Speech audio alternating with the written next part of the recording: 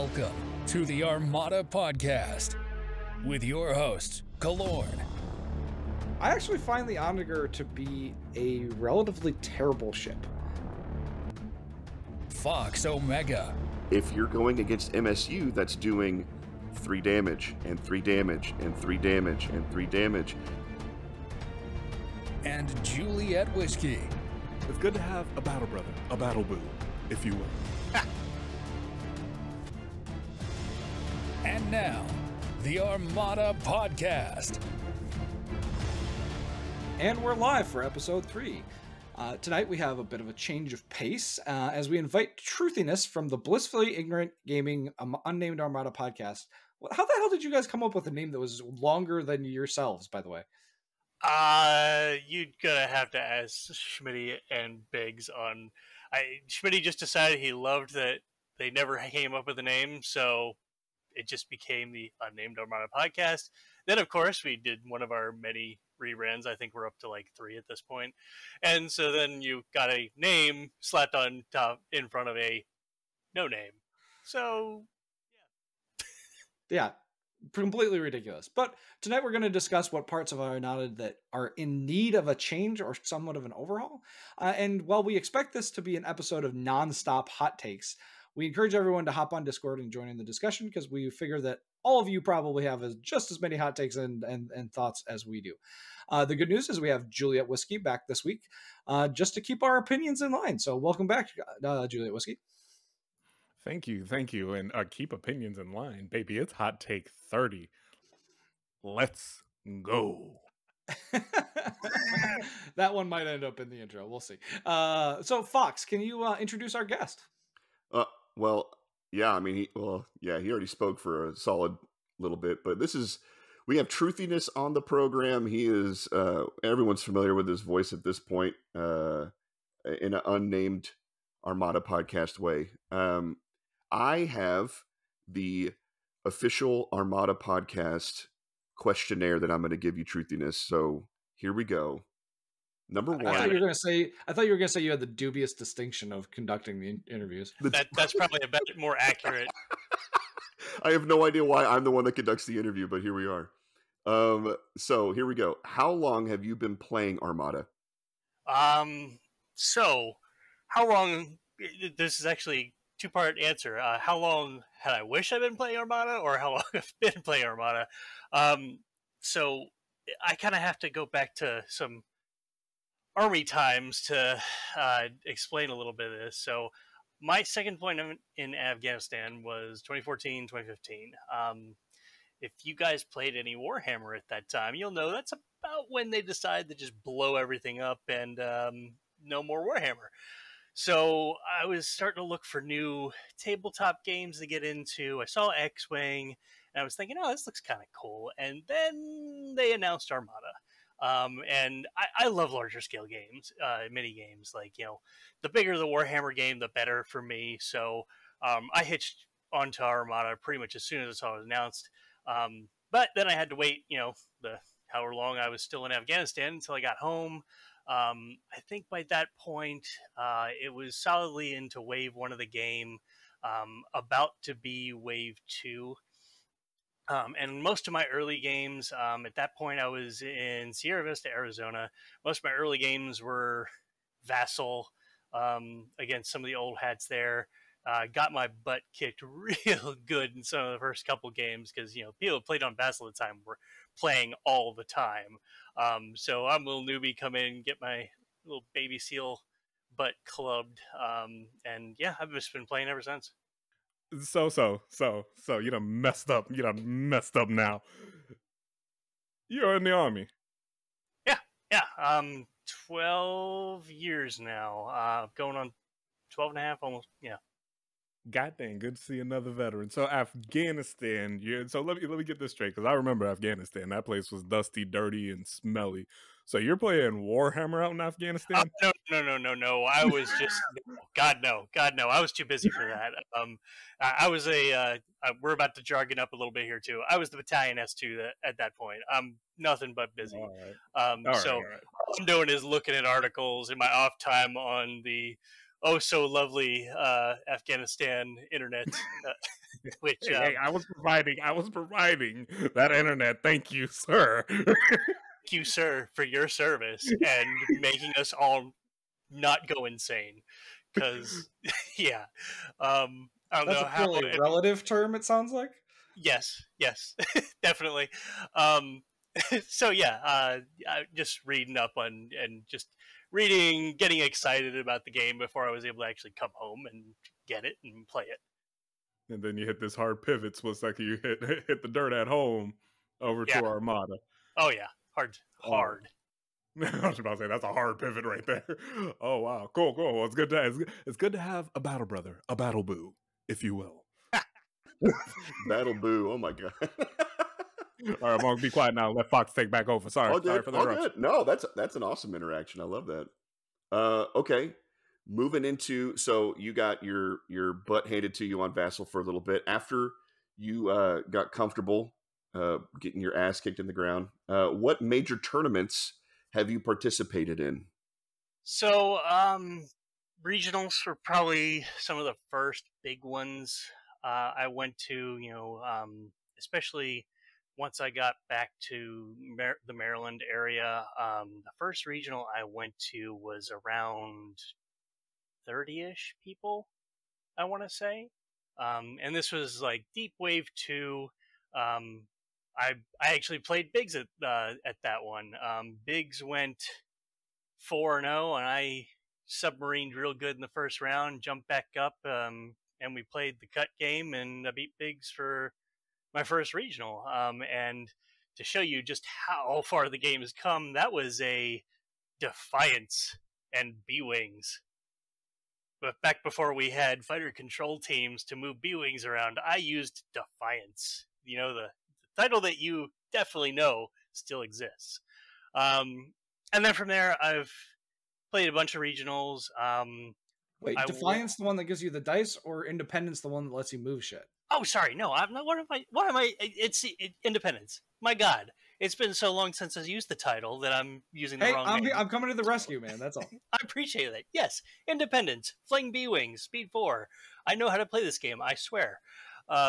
So I think the biggest win I've had was Nova Open in 2017, maybe 18. I don't remember. It was the last time it was U.S. regionals or U.S. nationals as opposed to just another grand championship or whatever. And then I went to Worlds the last time we held it. And yeah, took 5th, I think, with a squadless Radis list. So I got to swing back around to one question real quick, because one of the things that my job is to break down some stuff Barney style. And I hear the term submarine get thrown out at least 5 times in a given conversation with these two. So in my head, I hear submarining and I'm like, oh, it's like turtling. You tank up, you kind of sit back, hide in the background, and just let them come to you, and then you nuke them into the freaking ground. So what is your definition of turtling? And Fox, you can caveat off this into the next question. No, not turtling, submarining. Submarining is really kind of more of a tournament trajectory. The first game does not go well for you. I think I got beat like so bad it was like a 9-2. It was like I was on the bottom table.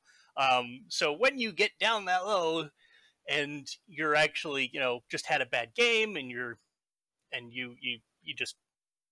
can bounce back up with big wins the other direction. So I followed up that 9-2 with a 10-1. And then the next game, I think I also got a 10-1. So I dove down deep into the standings and then managed to rise back up. So hence, dive deep, rise up, submarining.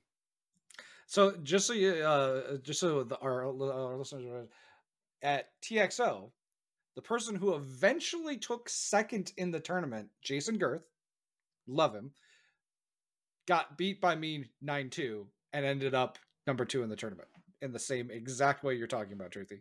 Yep. No, it's one of the things I do love about the Armada structure is that Swiss style pairing against similar tournament scores so that the top guys, kind of will butt heads against each other a lot of times and come out with tighter wins. And then it gives a chance for somebody to, come out having had a disappointing first game, have a strong second game, and get back into the tournament. It's a really fun part of the give and take for me. Yeah, that's one of my favorite parts of the tournament structure as well. It opens up a lot of opportunities.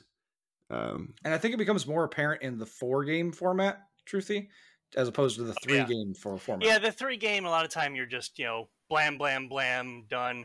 I think 4 rounds is probably my favorite because I've done playing 3-rounders, obviously. I've done 5-rounders.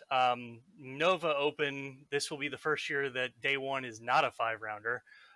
That is famous for being one heck of a slog. But 4-rounders kind of, once you get into like the 5th round, a lot of times it just starts to, the top people start bashing each other too much, and they start to float back down, just having bashed their heads against each other for a while. 4 rounds kind of hits that nice middle ground where you have a chance to jump back up there, but you don't have to stay up at the top smashing your head against really good players forever. So this is for Bobby, all the way in the back. I see you, Bobby. When they say rounds, they're referring to games, not actual rounds within that one game. Carry on. This is our Caesar slave, Truthy, in the back of our chair. Yeah. Just kidding, Joe. We love having you.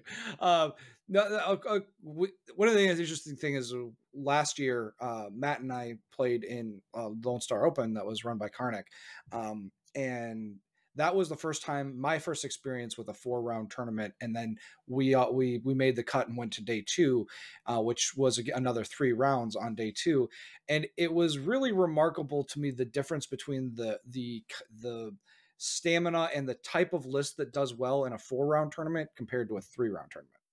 Yeah, you're not wrong there. A lot of 3-round tournaments a lot of times just comes down to luck in a large part. What you get that first round.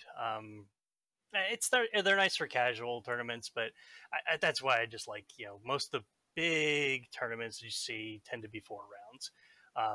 It just works better with the structure. It allows, less of a luck factor in pairings, and just kind of evens out nicely. Yeah, I literally have 2 different lists to bring to LSO this year. Just in case, like it's 3 rounds right now, and that luck factor that you're talking about with matchups is such a big deal to get to day 2. I've got 2 lists, one if it's 3 rounds and one if it ends up being 4 rounds. So yeah, and I'll never adjust to that. I fly what I fly, and I don't really care how long a tournament is. But I mean, that's courtesy of, I approach the game a lot different than a lot of folks. A lot of people are very hyper competitive. Julia Whiskey and I have talked about this. I have a day job, and I do this to de-stress. So if I'm just throwing fun aside for the win, what am I doing? Totally get that. Speaking of which, your play style, the way that you kind of chill out, play the game, and compete, what would you say that is? And I'm very thankful you gave me this question before I got on here, because I had to think about this pretty hard. I have a horrible habit of, as soon as somebody associates me with a certain play style or list, I immediately want to throw it out the window and start all over again. Because over the years I've played, I started with massed B-Wings and, max squads back when, believe it or not, at one point in the game, they were considered bad. And then everybody started playing squads, so I started doing squadless. I had my Radis list, which is a lot of CR90s with engine tech, so super, super fast. I was flying a Liberty for a good long while. So I think at the end of the day, I think the thing that defines what tends to be my play style is aggression. Because no matter how I play, I'm playing aggressive. Juliet Whiskey will appreciate this. I'm about to go full Doctrine Man on him. The decisive element of any combat is the offense. You don't win by reacting. You win by dictating the pace of the game. And so you will never see me playing a list that says, come to me. I want to dictate the pace of a game, no matter what. I want to... Now, that doesn't necessarily... That can be through speed, that can be through firepower, it can be through any means, but I don't want to be the one reacting to my opponent. I want to be the one dictating the pace of the game. I will say, like, that is that right there, that entire because that is the hardest part for me right now in this game. Is I am having a hard time controlling the battlefield. I am having a hard time with getting in someone's face and being like, you're playing my game now. I know this is a game we're playing together, but this is my game. You play by my rules. And so and you know what I love about it is I can look at how I played as a teenager, not role play games, real time strategy games. I played very defensively as you know, a kid and a young adult, and then I joined the army, and the army has warped my brain. Like, all I want to do is attack, because it's just drilled into my head that, you know, you will dictate the flow of the offense. You gotta maul them. You gotta jump on them. What is it? Supremacy through firepower? It don't matter if you shoot at us. We're gonna throw 1,000,000 bullets your direction. One of them's gonna hit you. I thought it was peace through superior firepower, but maybe I'm wrong. So, Truthy, peace. What's that? Truthy, after that declaration of aggression, why don't you like CIS? Because that's all the CIS is aggression. Who said I don't? Oh, I just listened to you on your podcast. And you guys are constantly bashing CIS. So we are. That's news to me. No, I will hop through any of the factions. I love all of them for very different reasons. Gar is very late to that list. It took me a long time to figure out just how to play them. But no, I freaking love droids. You know, I know I'm alone in this, but I love Grievous. I absolutely love Grievous. I don't even care if he's good or not. He's just so fun. I throw nameless droids at a problem, watch them explode, and profit from their explosions. You cannot have made a more flavorful commander than that. So why? So what is your thoughts on Dooku? Before I let you go. Why are we doing this? Why are we? What's with the leading questions here? You know why? You know what you've done. He just wants me to fight you. That's all it is. No, I have Forminder. He's up here local to me, and he's been talking a lot with Fox, trying to get his Dooku working. I love some of the things that I'm seeing you're able to do with Dooku. Like, you know, I think I first saw it in 2 Vessel World Cups ago. Oh God, what was it? Roland? Rolled. He took it. Yeah. Yeah. He what he did with Abandoned Mining Facility and Dooku, that's just freaking brilliant. You know, I never would have thought to do that, is to shut down your ability to farm objective tokens off of that objective. That's a brilliant use of Dooku. I love it. So yeah, I think he can be really fun.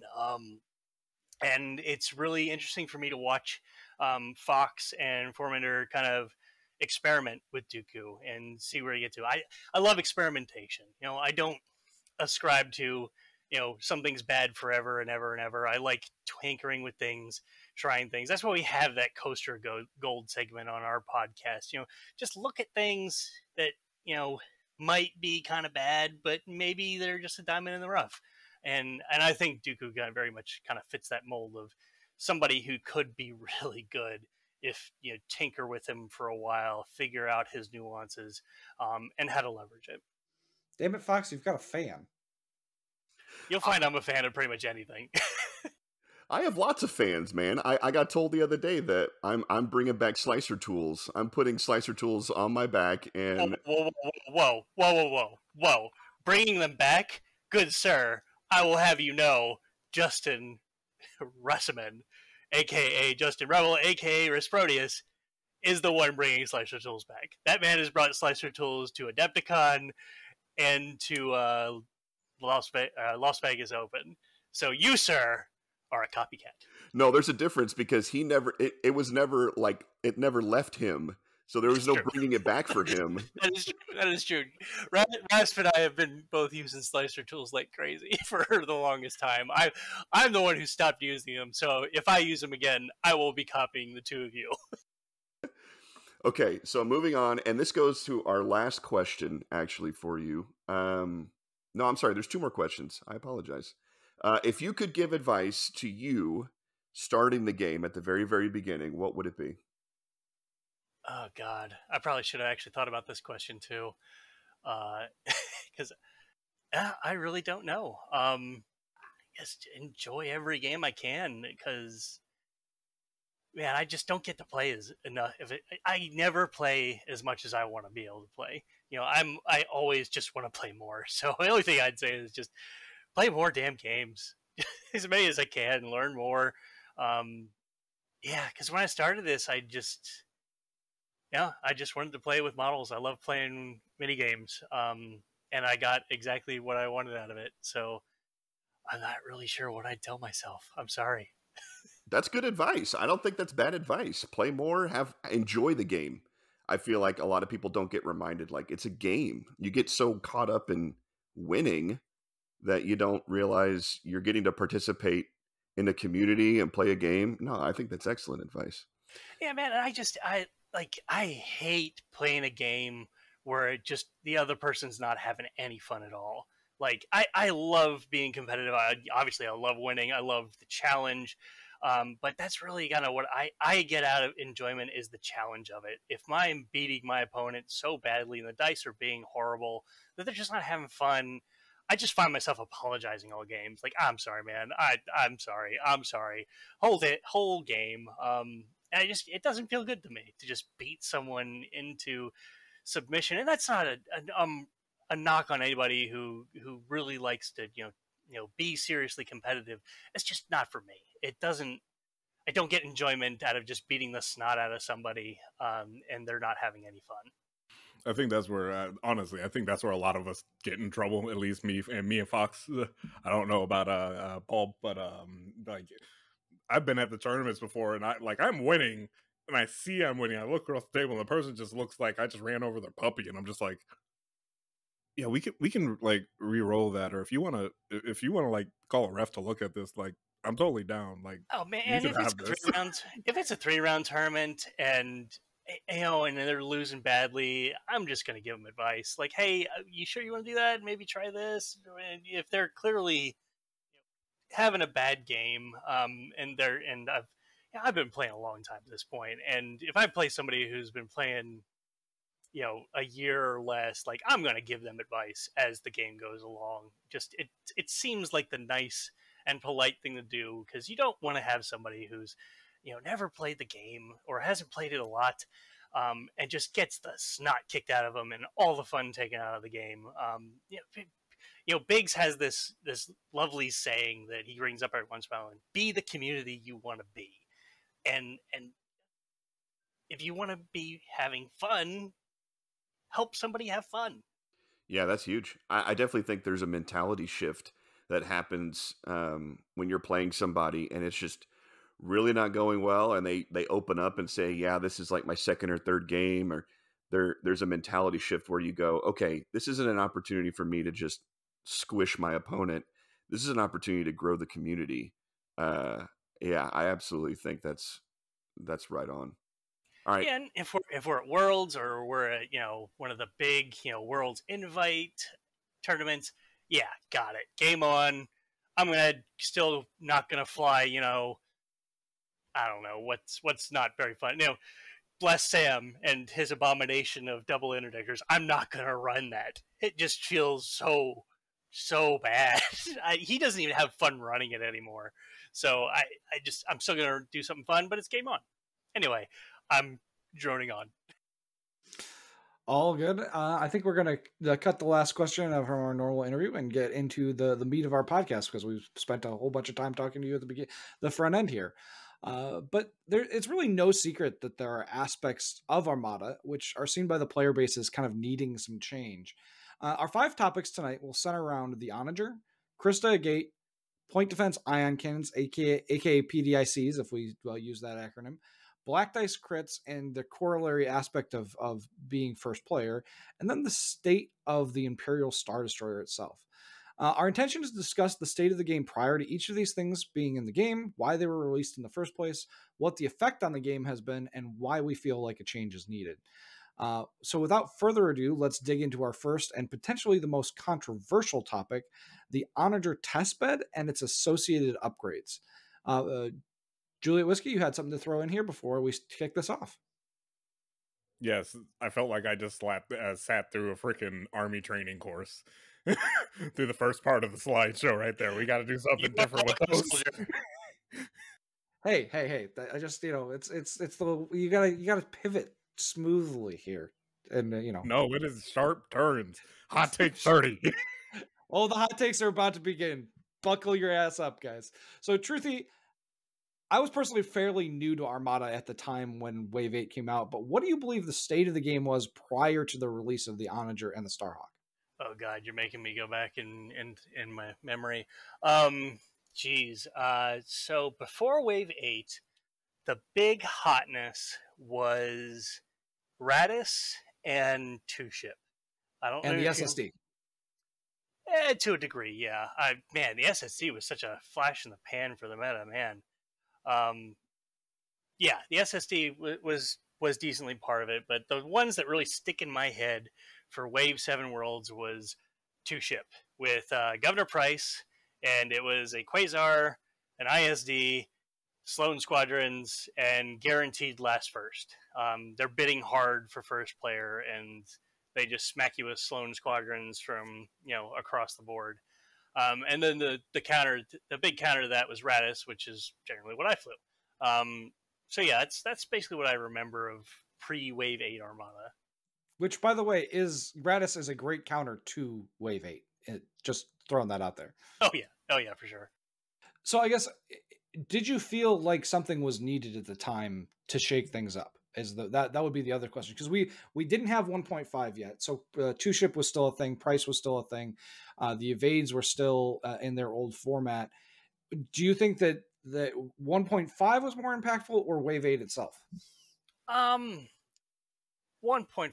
and obviously I can only talk so much about this. My name's on the play test credits for all this, but 1.5 just radically changed the game, and I think Brooks saw Wave 8 and how it went down and what it did to the game, and I think he thought they needed a little bit more of a change, because he's talked about that openly with me and on some other places. So I feel comfortable saying that, Brooks, and I can't remember how to say his last name, or sorry, their last name. Brooks, if you're listening, I'm sorry. I will get your pronoun right at some point in my life. So Brooks was the driving force behind a lot of 1.5. They put a lot of work into it to make it happen, and it kind of tweaked some things about the game to push it the direction that FFG and Brooks wanted the game to go. And I think overall 1.5, huge positive step in the right direction, in my opinion. I know that there are some people that don't feel that way, but that's my opinion. So, Fox, I'm going to pivot to Hugh here, and I want you to give your opinion on why Wave 8 was that change was needed in the game, and what impact that you saw it have. So it from my perspective, so I started playing right after the release of the Quasar. I'm a pretty new player, but what I saw was two things. One, a lot of people exploiting the farming aspect of the game, or the I'm going to reach out and touch you from very, very far away with a fragile entity, whether that's a Quasar or a bunch of flotillas, or you had Fish Farm at the time, and so you had you had pieces all the way across the board that you couldn't get to, and they could impact a huge aspect of the game and the strategy that goes into engaging that type of fleet. And then number two, the thing that I think actually the Onager addressed is turn one malaise, where you start the game and your entire strategy turn one is I reveal a nav, I token it. I reveal a repair, I token it. I reveal a confire, I token it. Strategic advisor. Like the turn one of Armada at this point in the game, wave 6, or mostly wave 7, and the SSD, it was 1/6 of the game wasn't there almost. And I think the Onager introduced a level of, or the intention from a non-play tester's perspective was, I'm going to introduce some urgency into round one, and for sure it does. So that's my perspective. I think you're right on the money with Fish Farm. Akbar has long been the king of that long range game, and the Onager very much challenges that. So I think it's very easy to say, this Onager was intended to delete Fish Farm. I'm gonna run over here with objective tokens and not actually fight with my spaceships. I'm just gonna play token farming the minigame. Nobody ever does that anymore, by the way. I clearly don't play this. No idea. You do that. No idea what you do that. Don't say that. I'm totally full of shit, guys. Don't worry. So, Truthy, I guess my next question, it really wants to get into what has been the effect of the Onager that you've seen in the game, and is the Onager a negative play experience? Because I feel like the Onager, particularly the test bed, and we'll get into what changes we think we want to make to it in a second, is largely perceived as a negative play experience to play against. So I think it comes down back to that, it really beats new players over the head with something that's just outside the core rules. And you have to, as you play against it and you get experience against it, you learn to deploy against it, you learn, what can take an Onager shot, what can't. But man, the first time you see it, it's going to delete a small that you weren't expecting to be in danger on the first turn. That comes down entirely Cataclysm. Cataclysm combined with either the Tarkin or Hondo, you get that turn one shot from extremely downtown, especially if it's like a hammerhead. So I think it's really done is warped the meta away from ships that can't survive that first shot. Like hammerheads, forget about it. Like your single evade, no, there's going to be an accuracy in that long range Cataclysm pool.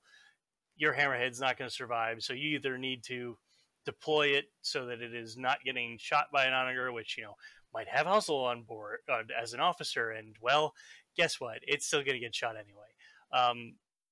So I think it's warped the meta a bit away from ships that just are too fragile to survive that shot. But on the plus side, I think it's given some new life to some ships. Like I love watching a Gar Pelta take ignition shots. Like it just tanks him like a champ. Especially with those 4 engineering value, just repair. He had speed too, but you know what? It's taking shots like a champ. Geek has been using Nebulons, of all things, with auxiliary shield teams, and we're finding them kind of the same way. Is they're actually really good anti-Onager chips. If you put those, first turn you're repairing, you go set speed 3 bat out of hell, and you confire with them as soon as they're in range of the Onager, and they are going to take more shots than you expect. So I think mainly it has warped the meta to away from those small ships that can't take that first shot. Hammerheads in particular kind of stick out in my brain as the one that really, really hurts. Architans, they kind of have a hard time dealing with it as well. So I think that's where the feels bad of the Onager comes down to. So Julia Whiskey, as a newer player, what's your perception of the Onager, and do you see it as a juggernaut? Do you see it as beatable? What's your thought on it? So I got to prep myself a little bit for this one. I can't stand the Onager. I can't stand it with a fiery passion. That thing just, I could, every time I fought against it, it's like I've taken both sides of the advice coin. I've tanked up, turtled up, freaking sat back and kind of tried to scoot outside of its fire cone, and I'm still getting mauled. I've taken the option of, screw it, we're just going to go speed 3, run this thing down, and freaking get into a bare knuckle boxing match with it. And it's like the instant I get there, my ship gets deleted. I'm just like, I can't win against it. But having enough time to actually play against it and really get a feel for the ship. I've only faced this thing probably 3 times, maybe 4, and each time is learning an experience, and each time I'm getting a little bit better. This thing is beatable. It's just a matter of you got to learn how to beat it. Yeah, and I think Killorn, was it on an earlier podcast, you're talking about players being just too timid to rush the thing. It was either you or Fox, I think, on your first podcast, talking about just being afraid to rush the thing. Rushing it very much works. That thing does not like getting shot. So it comes down to that reckless aggression that I love to have. And I think Matt Igmeyer, he's been around the community for a while. I think he probably has the most accurate description of me as a commander, and that is a competent Zap Brannigan. I do not care if my ships blow up, and that's how you have to approach the Onager. You have to not care that one of your ships is going to blow up, and you just rush the thing.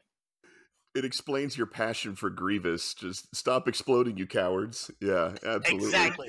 That is actually the name. That is the name of my Grievous list. I need that to be his clip. I need competent Zap Brannigan. I need that. Oh boy. I actually find the Onager to be a relatively terrible ship. And I guess I feel like it is, having played a fair amount of it and having played double Onager and these things, I honestly, all I can do now after having played it a bit is just see all of the limitations and all of the things that it can't do, and all the things that are bad for it that people have evolved. And I feel like, while it is a really good ship at that killing people that don't know how to deal with it and newer players, as a top tier, you're going to win a tournament with an Onager, I just don't see it. Well, on the other side of it is you have to bring a counter to it. Like, there is no ifs, ands, or buts about it. You have to bring an Onager counter to win. Period. Nothing. That's it. I mean, if you don't bring it and you are building a list that is not factoring in Onagers, you're going to just die horribly, because you're going to run into one. It's going to blow your fleet up, and there's nothing you can do about it. Well, and I also think that's an interesting point. I also think there are non-intuitive counters, like commanders like Bale, because a commander like Bale gives you the navigate and the repair commands you need to get rid of all of the shots that you are taking, and the navigates to get you out of that arc or to slow down or speed up beyond that close range ignition. So there are also some non-intuitive counters. But I do think you're generally right that you have to consider it. Yeah, and if you don't, that's game over. And that's, I think, comes down to the root of the 2 reasons that the community is just kind of tired of it. Is 1, you have to think about it because you're going to see it, and 2, it just deletes. It can delete something on the first turn of the game without that ship ever getting a chance to do something if you don't do it just right. So can we call it agreed that Onagers are gatekeepers and not good? I think they are a gatekeeper. Not good. Yeah, I have a high tolerance for not good, but it is a gatekeeper. Wait, well, let me swing back around, because I still want to be inclusive to everybody who likes playing the game. It's while I personally do not enjoy it, I can see how people enjoy it. I'm sorry, freaking firing a shot first round out the gate. How can you not enjoy that? How can you, like, there's a small part of me that's just like, if I ever do decide to get that faction, I'm gonna get that ship and do it one time and just watch the person squirm for like a few seconds and then feel bad because I made them squirm. Hey, I'll tell you what, the funny part is, we're only talking about like one specific build of this ship. We're talking about the test bed, we're talking about Cataclysm, and we're talking about it with Remoti. Honestly, I enjoy the Onager with none of those three. My favorite Onager is the Star Destroyer version with orbital bombardment, or not that, whatever it is, the Blue Beam. Blue Beam just cracks open large ships. It's just so much stinking fun to play in comparison. But it plays so much different. It plays like a tank hunter as opposed to a long range sniper. So that's a perfect segue into what the proposed changes for the Onager are. Truthy, this was your document that with these proposed changes. Can you give us a rundown of what those changes are and why, and first crack at why they're made? Yeah, so I've been floating this around with a few folks, just kind of quietly, just to get an idea, just some quick changes to the game, maybe to shake up the meta a little bit. So I had Remoti just increase the 3 points. He's really good, and he deserves a little bit of an increase, not too much of one, because there's other ships that benefit from him, like Architans. I don't want to see them get hammered just because the Onager is so good at it. Cataclysm, double it to 10, because if you're going to shoot something on the first turn with no reaction, it should be a premium.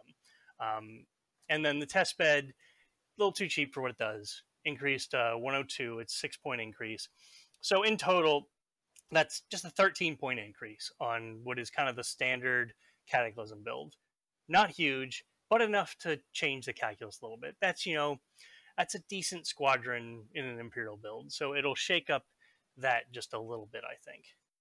What's interesting, it's enough of a points change to make Corvus, Lifeboat, Slonager difficult to completely get everything in there, which is what I like. I don't think I struggle to think about double Onager and what those points changes do, because even with like 2 test beds and Ramadi and engine techs and Hondo to get Cataclysm off, you're still looking at like barely over 300 points. So you've got room to spare for upgrades. Yeah, but as soon as you get that second test bed in there, it starts to really stack up, because Cataclysm, Remoti, test bed 13 points, add another 6 points to that for the second test bed, you're now looking at 19 extra points. That's almost like a Zanti. Yeah, it's hefty. No, it's I think it does exactly enough for Slonager. I'm not sure it does enough for double Onager, but I might be wrong. Like the like you said, the doubling up on those points could be enough to discourage it, So, Truthy, I don't disagree with the changes that you're putting here, but I don't think that they address the biggest problem with the test bed, and that's the fact that you can put engine techs on it, and that engine teching Onager is just that's the negative play experience for me, is seeing somebody be able to take those long range shots and then be able to get that ship away before you can do anything about it while you're rushing it. I'm just a big proponent of points. It does even small tweaks can do so much. I like to bring up Brunson when we talk about this.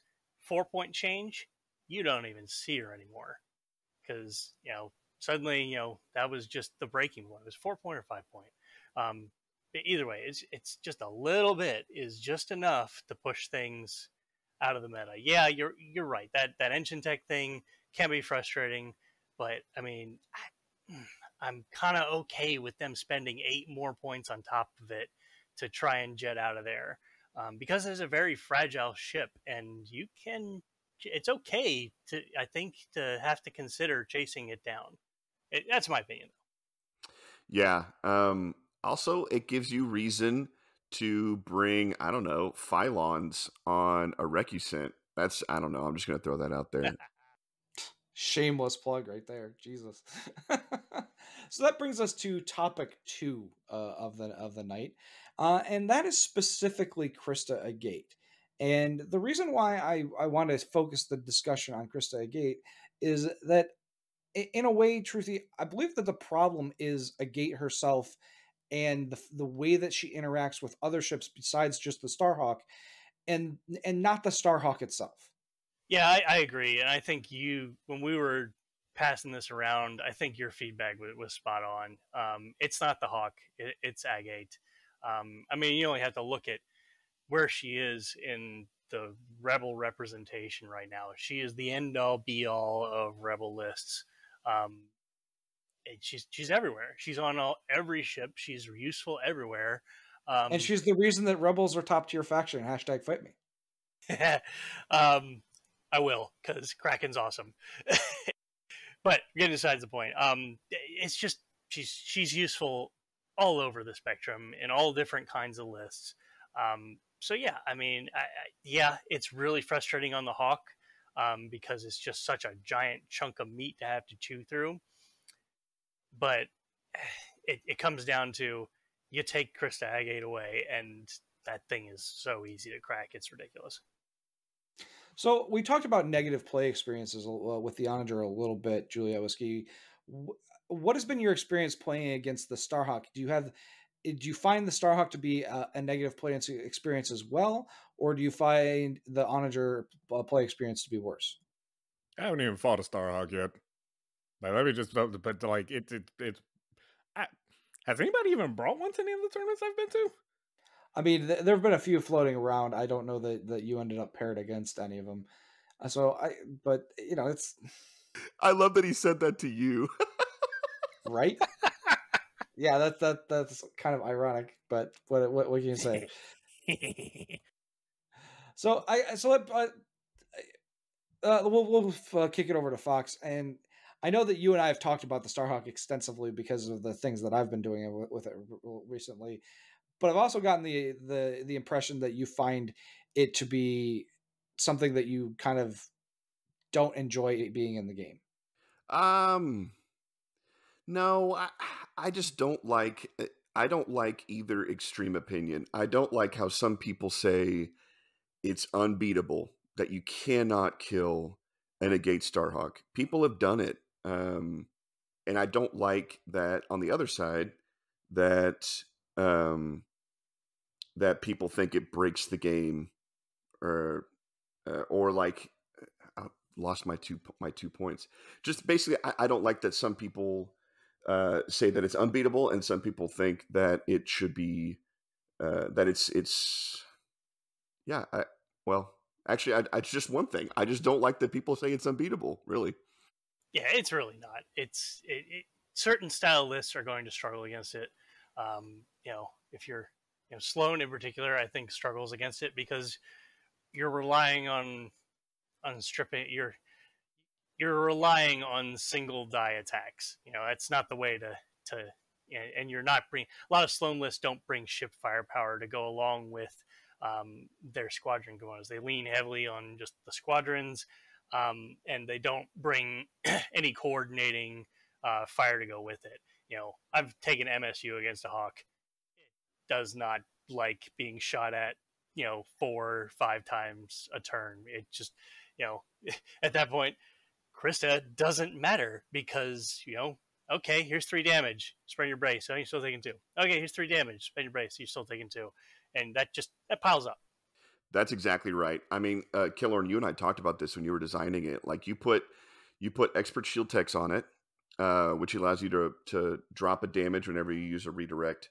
I mean, you add a redirect with a gate. I mean, if you're going against MSU, that's doing 3 damage and 3 damage and 3 damage and 3 damage, and you're doing 7 or 8 instances of 3 damage across 2 or 3 rounds, like, it's going to go down very, very fast. And I think the reason why the Starhawk seems invincible, quote unquote, is there isn't a prevalence of MSU fleets that are doing that type of thing.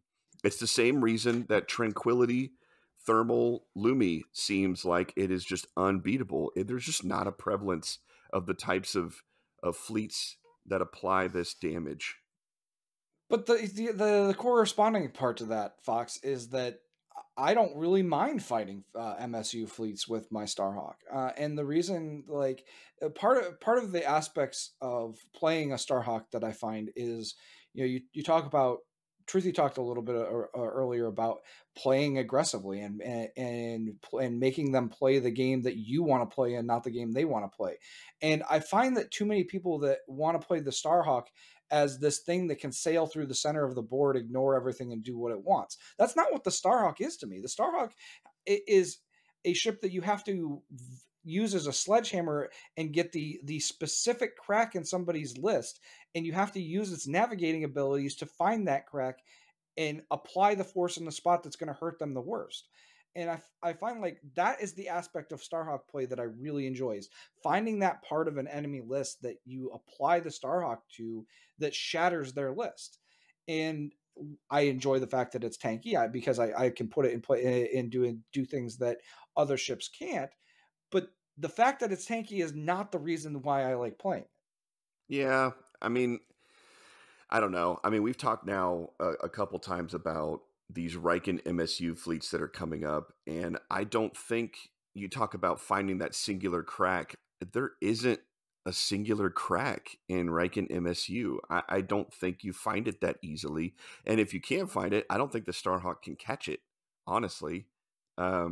So that's just my opinion. I think it has to do with prevalence of fleets that do well against it, and I think we're starting to see those fleets come in, but people are going to continue to think that it's overpowered.